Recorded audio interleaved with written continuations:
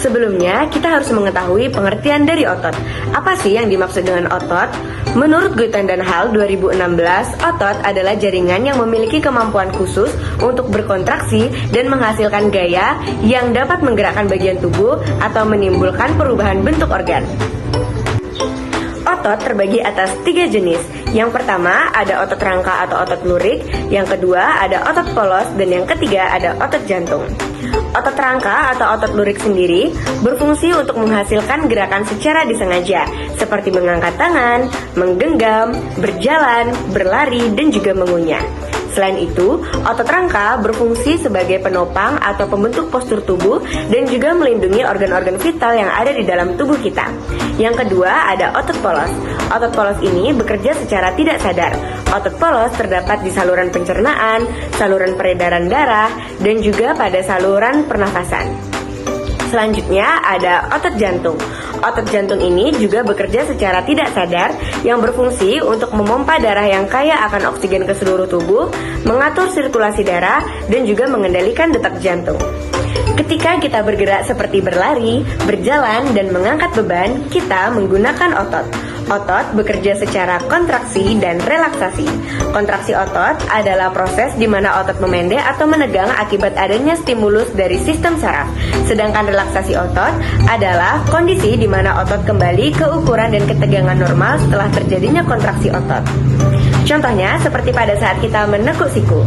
Saat kita menekuk siku terjadi yang dinamakan kontraksi otot. Dan jika kita meluruskan kembali lengan kita, maka pada saat itu terjadilah relaksasi otot. Otot terdiri dari serat-serat otot yang tersusun atas banyak miofibril.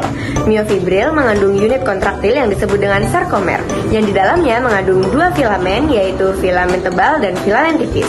Filamen tebal tersusun atas protein miosin yang garis tengahnya disebut dengan garis M, sedangkan filamen tipis tersusun atas protein aktin yang garis potongnya disebut dengan garis Z atau lempeng Z.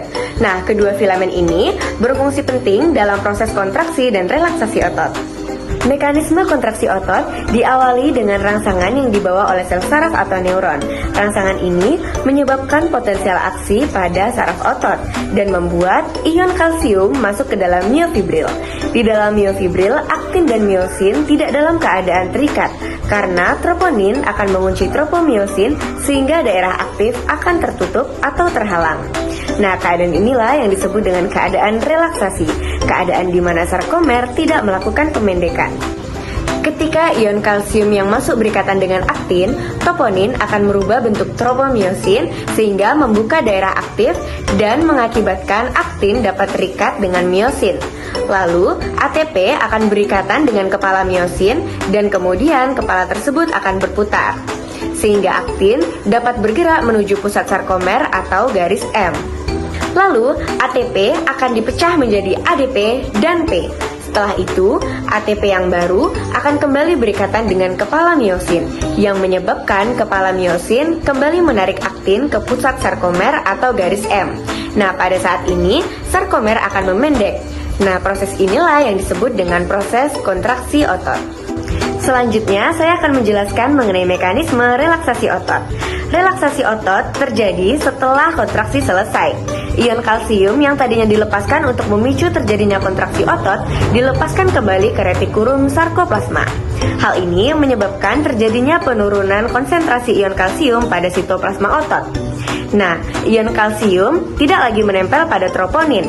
Maka dari itu, tropomiosin akan menutup ikatan antara aktin dan juga miosin.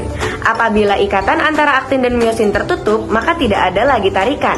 Nah, pada saat inilah otot akan rileks dan kembali kepada ukuran semula.